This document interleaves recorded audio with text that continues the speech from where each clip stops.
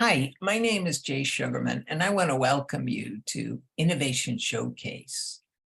The main purpose of this ongoing series is to inform people about exciting innovations and creative individuals across the fields of business, science, technology, education, and the arts. Today, via Zoom, we're fortunate to have as our guest Emma Taylor. Based in the United Kingdom, Emma is an extremely talented artist, and she's here today to inform us about her incredible craftsmanship with regard to creating book sculptures. Using old or discarded text, Emma crafts three-dimensional animals, plants, and various objects right from the pages of the books. As you'll soon see, words don't do justice in describing the appeal and sense of wonder inspired by these captivating sculptures. Let's start by meeting Emma and then finding out all about her book sculpturing prowess. Welcome, Emma. So delighted to be able to be here. Hi, Jay. Thank you for that lovely intro. I was so intrigued when I first saw your work, eager to hear all about it and have you inform viewers. But before we jump right to that, I think it would also be of interest if you'd briefly just share a little bit about your background and artistic interest, please. Yes, so I've always been surrounded by art and always made, drawn, painted, and visited exhibitions as well. But I do also have a academic slant to myself. So I've always been interested in the humanities and maths and sciences, a bit of all subjects that I've enjoyed really, which is, I think, where the use of books comes in for me and the appeal of books as well, having always enjoyed spending time in libraries studying. And my degree was actually in art history with material studies from University College London. So it combined lots of interests for me. So the arts, humanities subjects and sciences as well. And then after university, after trying a range of things, I went back to book sculpture, having started when I was still at school. So that's kind of the background of my art education and appeal of books as well. And so artistic interests spans a whole range of centuries for me. So I'll dip in and out of any artistic movement and artists as well. They all kind of bring their own thing to inspiring my work and what I make as well. Well, what intrigued you about getting into book sculpturing? Yes, so I was first introduced to book arts when I was still at school. So I think I was about 16 at the time, and was inspired to research other artists using the medium as well, and then also to develop my own style. So the first piece I made was back in 2012, and that was actually for a school project, and I posted the images online and they received a really good reception, so which I was really blown away by and didn't expect at all. So I carried on after that and made some more book sculptures, as it was something that I'd really enjoyed doing and appealed to me. And so then I started exhibiting my work in 2013, and that was again whilst I was still at school. And it was at the time that e-readers were gaining a lot of popularity and the future of books looked quite uncertain. So I think my first pieces were definitely with the aim of highlighting the beauty and value of books as objects as much as kind of teaching tools and passing down knowledge. But fortunately, since then, I think the book has had its resurgence and kind of established itself as an object to be treasured again, which is still something that I aim to highlight in my work, the need to strike a balance with technology rather than everything being digitized. So since then, my ideas, style and techniques have developed. And currently I'm focusing on using books in a slightly different way, so different arrangements of books and not just with an open double page spread, although it's still something that I enjoy doing, but I just wanted some variety of that. And also looking at how I can push myself to use books in a different way and different types of print in books as well. So books with music notation, which was something that I've started using this year, and also books with maps in. So I've used a couple of atlases this year as well. But yeah, regarding themes, it's mainly nature that I focus on now, although architecture features from time to time as well, and sometimes some random themes that I fancy making will pop up as well. Could you take us through the process that you go through in creating the sculptures? I know we're fortunate to have some images that'll give a little insight into that. So we'll start with them, and if you want to add some commentary as they come up and the place they play in inspiring you to eventually come up with sculptures as we see in front of us here. Yes, so I aim to be sensitive to the past life of each of my books as well that I use, as they are all secondhand, or almost virtually all secondhand. So I document the inscriptions or save the colour plates. So the image you can see was inside the cover of one of the books I used earlier this year, actually. And so I always document them and keep them as kind of documentation of the books that I've used and evidence of the life of the book and how I'm giving a new life to old books, and it's a chapter in their life rather than erasing what's already been. It's very much an additive process rather than erasing their past. Yeah, so that's why I document the things that are inside the books as well. How do you go about choosing the books?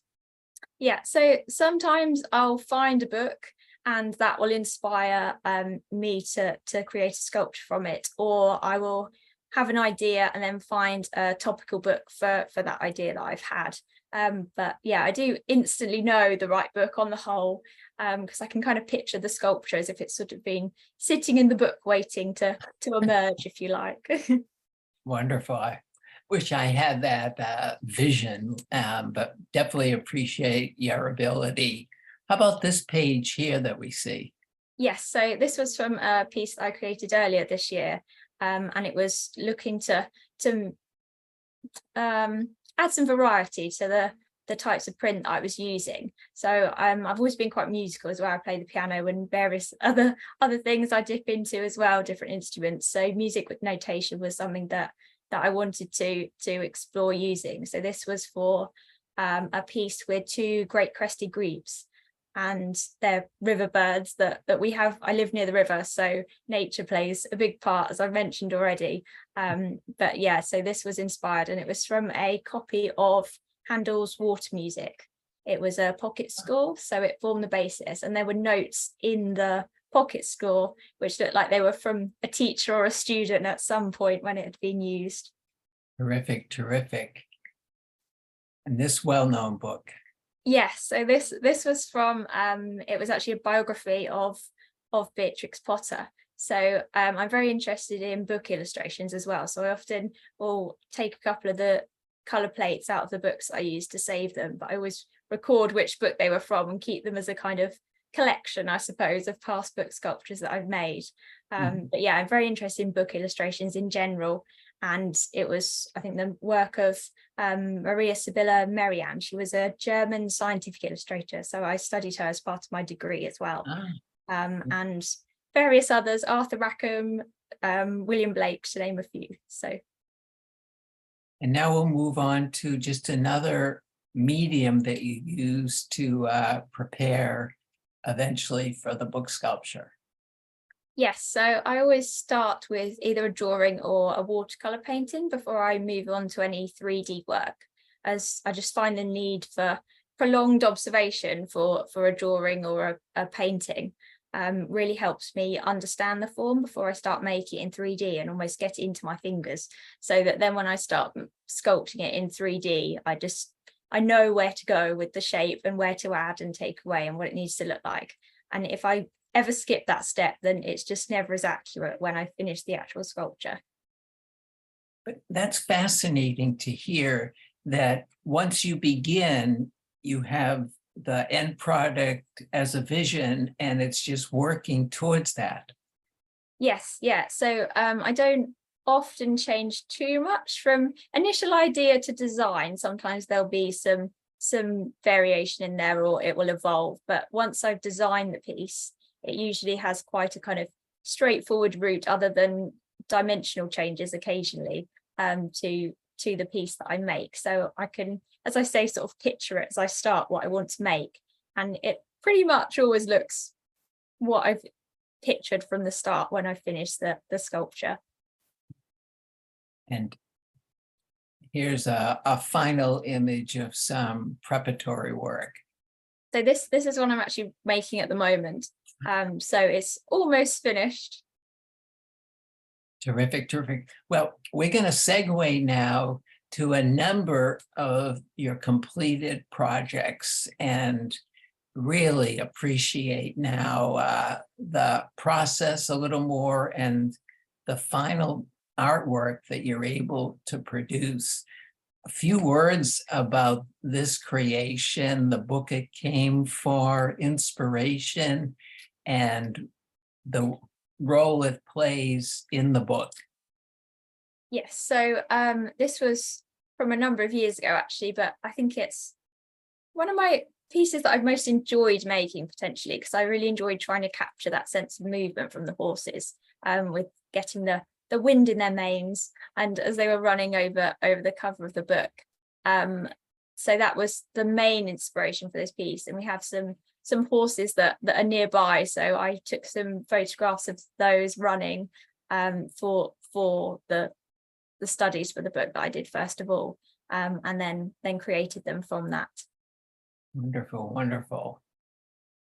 What do we see here, please? So this is Grantchester Church. So I live in Cambridgeshire in the UK, and Grantchester's just a small area just outside Cambridge, I guess the main city. And it's from a copy of Rupert Brooke's poetry. He was a war poet, 20th century, and it was a poem that he wrote about Grantchester during the war and all the memories of the area in Cambridgeshire in general. And it ends with something like the church clock is at 10 to 3 and is there honey still for tea? So this was Grantchester Church, and I have positioned the clock hands at 10 to 3, and the pages that are underneath the sculpture are the words of the poem and the verses of the poem. Fabulous, fabulous. Another incredible structure here. So this was from end of last year. This is a sculpture of St Paul's Cathedral in London, and the base books are a biography, and the bottom one I think is technical drawings of Sir Christopher Wren, the architect.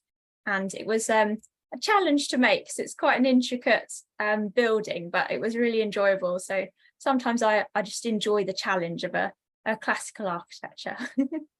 What are some of the materials and tools that you used in developing these sculptures? Yeah, so I guess materials wise, it's obviously the books to start off with, and I sourced them from antique shops, market stalls and online bookstores, and they typically date to about the first half of the 20th century.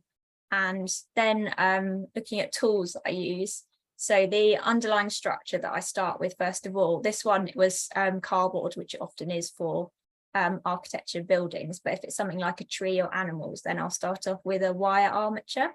So for the wire, I'll use typical wire tools, so pliers and wire cutters. And then I have multiple pairs of scissors for doing the details. And I'll then also use scalpel for intricate cutting that I'm doing. And I also get through a lot of cocktail sticks, so the little wooden sticks. I just find them really helpful for positioning all the details when I'm sticking those on. And then with the sticking, obviously lots of different types of glue, different strengths, things like that. Nice, nice. And now moving to some wonderful examples from nature here. Yes, so this was a piece of a falcon. So we have peregrine falcons that are around here. They nest on the cathedral actually nearby, and they come down and feed in the field opposite my house. So it's a bit of a pigeon fly through, as I always refer to it as. They seem to come down for lunch, but this was slightly inspired by the all aspects of nature that we have around us. So and it was when I was looking at breaking out, as I was mentioning earlier, from just the double page spread, I wanted to try something different and use the books in different arrangements in different ways. So this was a piece that I was looking to do that with, and a slightly larger one, larger in my terms anyway. Nothing's terribly large scale, as it's all around the books at the moment. So it's yeah, but it was a larger scale than what I'd been working at before. Here's another example of the direction some of your work is going, and another one of several more that we'll see closely connected to nature, with trees being a big focus. Yes, so this is probably the opposite end of the spectrum to the last piece, as it was probably the smallest one that I think I've made, with a pocketbook of British trees at the base, and then one of the Observers series of books on the top, which I do revisit every now and again, the Observers series, because they're lovely little books, and they're quite nice to have a slight uniformity in some of the works that I do, and I quite enjoy it as a sort of ongoing series alongside different work that's coming in and out as well. So yeah, trees are always a big recurrent theme for me. They've always been something that I've loved and been drawn to, and sort of found a sacred solace in, I guess. Love being around and walking through them. So they're, yeah, an endless form of inspiration really, and do, as I say, crop up again and again. And also I quite like that the theme of the tree is referencing the origin of the materiality of the book and the paper itself. So as I'm making the trunk and the branches, it's kind of returning, the paper's returning back to its original source. And also the connection between the wisdom that's associated with older trees, and also the wisdom that's contained within many books as well. How has your skill at doing this grown and developed since you first started? Oh, so yeah, I think it's experience really, and knowing how the materials work and what I can do with them and how I can push them, and also the strength of them as well. So that's probably the main way, that I think it's just experience as well, and knowing, yeah, what I can do with paper. And it's something that I aim to keep growing. And I think also experience of other the other materials I'm using, so different types of wire and strengths. And yeah, I think that's the main way. Interesting to hear. We have two related to this book and scene. What are we seeing, please? Yes, so again, this is on the sort of series of the Observers books that I'm using. It's kind of an ongoing thing that's running alongside my work. But the top book again is one of the Observers ones, and it was made at a similar time to the tree that you just saw. And yes, it's a robin's nest. We have lots of birds nesting nearby, and we've just had some hatch in our garden, actually some blackbirds. But there was a nest in actually my neighbour's garden, so it was inspired by seeing the nest. It was abandoned, unfortunately, but it was quite nice to see the eggs in the nest as well. And yeah, this is a close-up of it. So each of the feathers was individually cut. Fabulous, fabulous.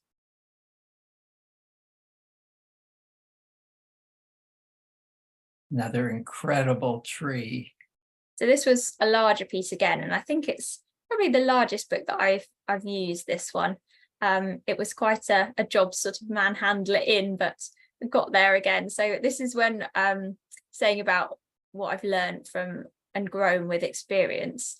This was using thicker and stronger wire to do, so it allowed me to make a large piece, and is something that I'm hoping to revisit again later this year. What's some of the reaction and feedback you get from a range of individuals who come across your work? So I think typically the first thing people react to my work with was, how long do they take? So yeah, to which I answer is typically about 30 to 70 hours a piece, depending on complexity and scale. Yeah, so that's kind of the typical thing. And then also where I source the books from, which, yeah, as I've mentioned, is a whole range of places. And sometimes people will give me some books as well if they're clearing out and find some books that they don't want. They'll pass them on to me, which is always grateful. I'm always grateful for. So yeah, that's another question that people ask. And I think people also often connect the experience of reading a book and the mental imagery that you get from reading a book, whether it's fiction or non-fiction as well. So they seem to like that I'm kind of giving them that experience in reality, and they can see the imagery in real life before them that they'd often just picture mentally. I know you share your books in different exhibitions. Can you give us a good little example of that aspect of your work? Yes, so at the moment I have some books in an exhibition at Wolf Gallery in London. So it's a mixed summer exhibition that they've got going there at the moment. So I've got a couple of pieces there.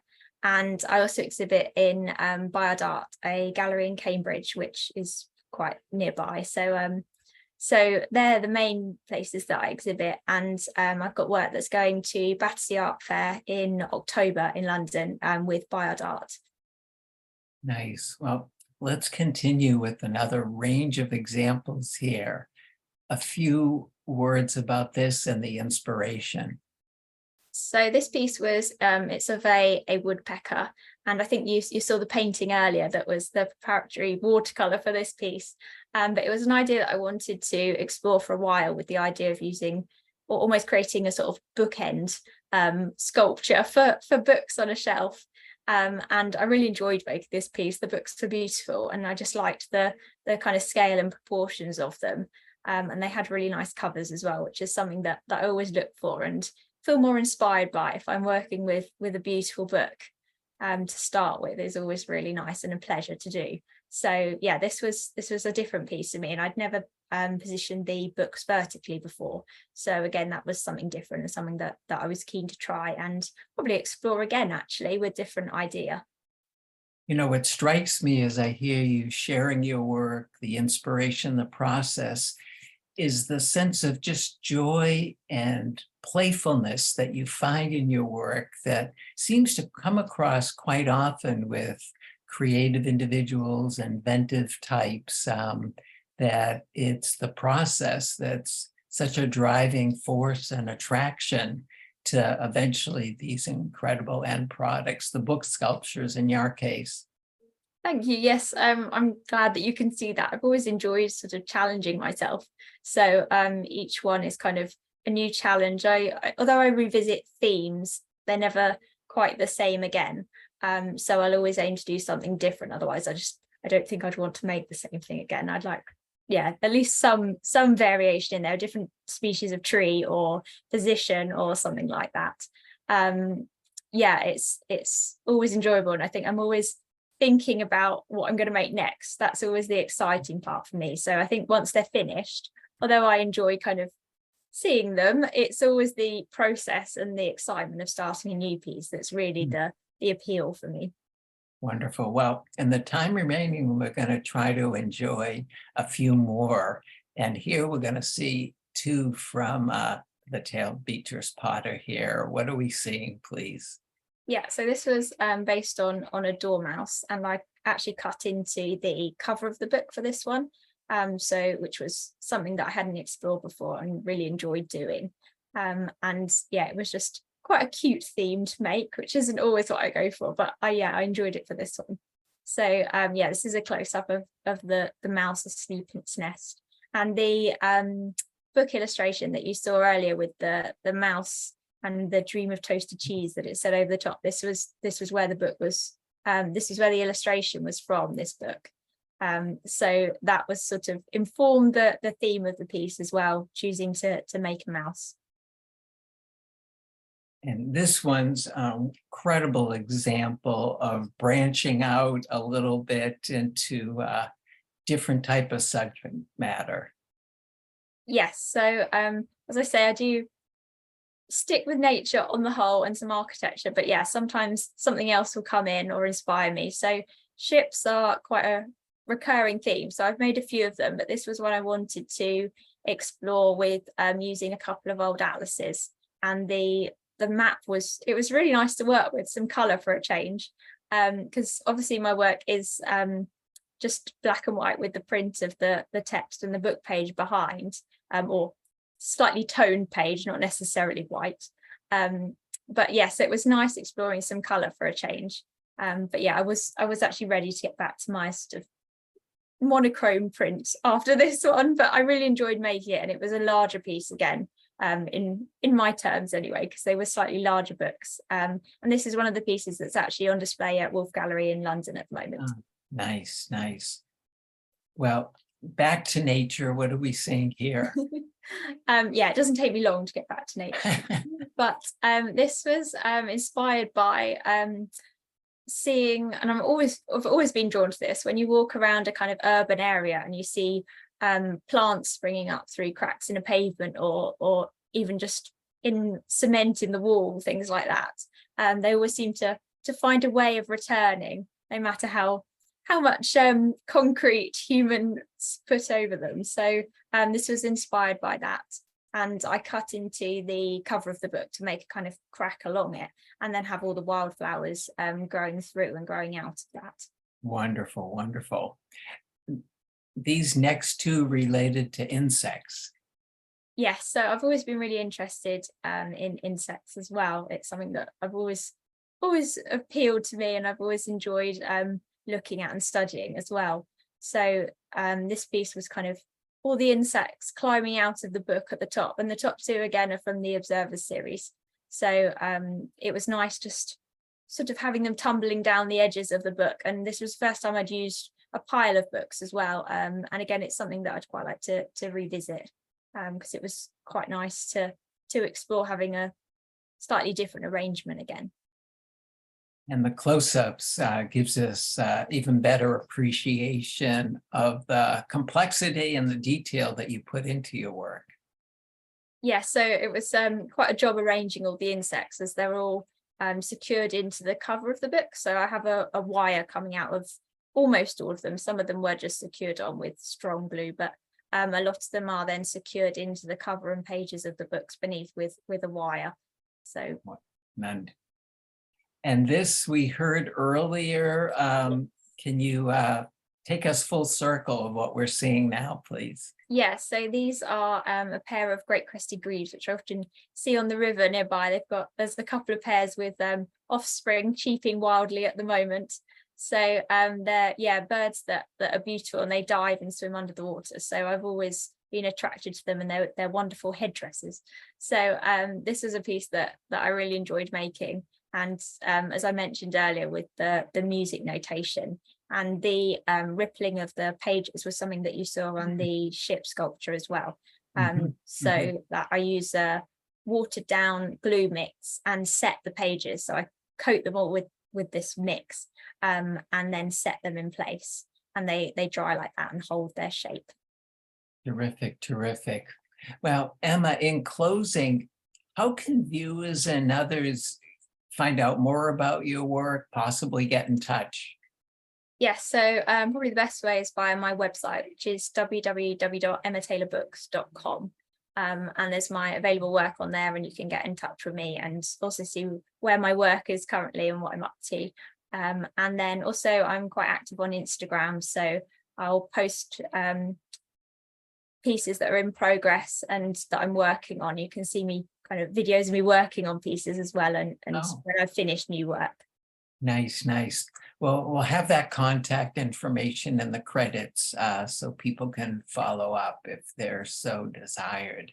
Well, unfortunately, though, we've come to the end of the program. Really want to thank you so much for taking the time to be here, explaining your work, getting us to see and enjoy it, go on a behind the scenes tour, so to speak, of it, and just wish you continued success with future endeavors.